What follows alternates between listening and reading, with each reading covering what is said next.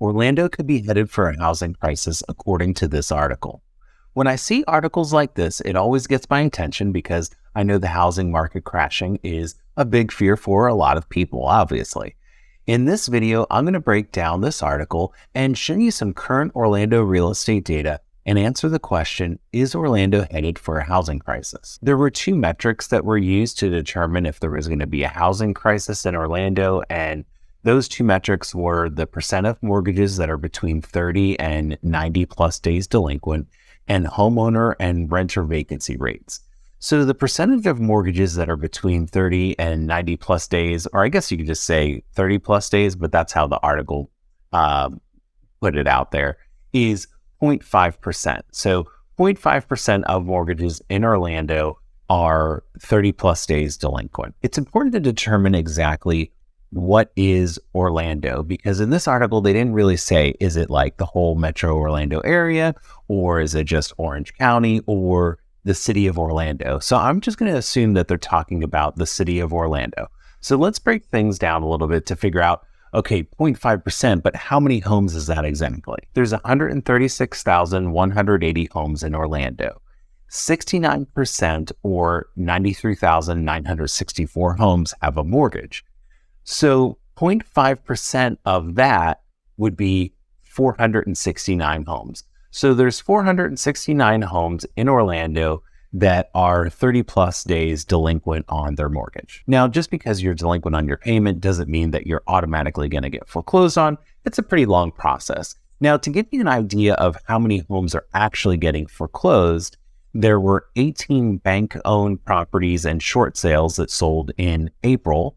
And in March, it was 28. And then in February, it was 22.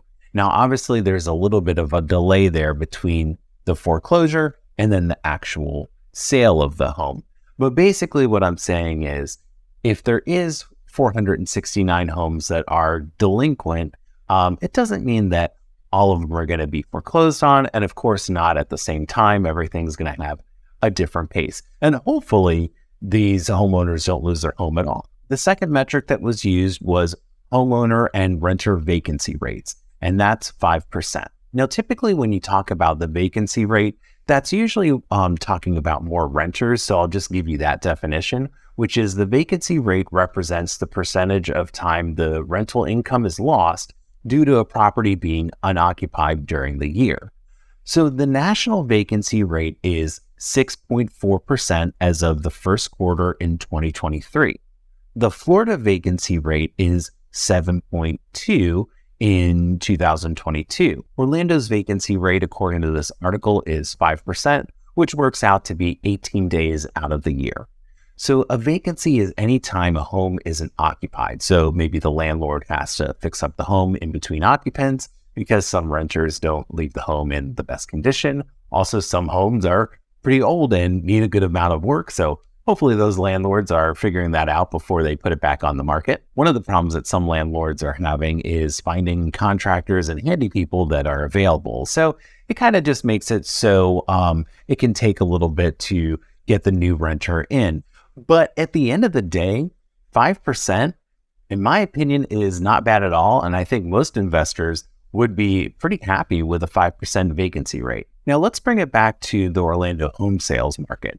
So the month's supply of inventory is 1.9 months in Orlando, and a balanced market is 6 months. So it's still very much a seller's market. The median time to contract is 32 days. And that means that from the time that the home went on the market and then by the time it got a contract, it was 32 days.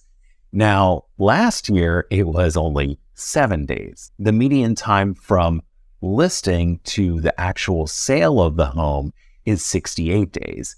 And last year it was 41 days. So obviously there is a big difference between last year and this year, but you have to think that last year is kind of an anomaly.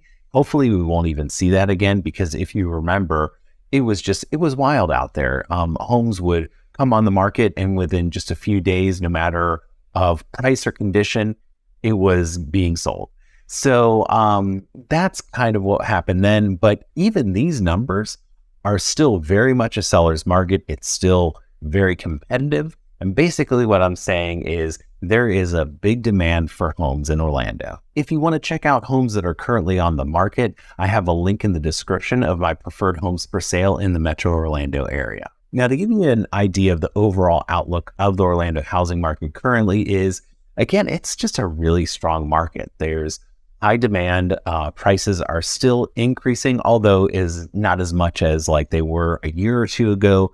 It's still on the rise. I do see it maybe starting to kind of even out just a little bit, but we really have to see what happens because as if interest goes down a little bit, the interest rate goes down a little bit, then I could see more buyers getting back out there and wanting to buy homes. Is Orlando headed for a housing crisis?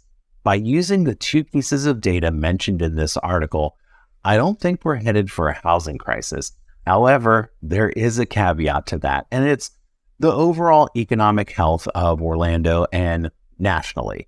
And I think it really comes down to employment. And there's a few other things, inflation, recession, all that. But I think it really comes down to the employment rate. So if we're seeing a lot of unemployment happening and that rate getting higher and higher, then I think there's starting to be a concern because then, obviously people can't pay their bills. And then that's when we are worried about all the foreclosures and all that. My personal opinion is I don't think a housing crisis is imminent here in Orlando or nationally for that matter, but you really never know with the unpredictability of the current economy.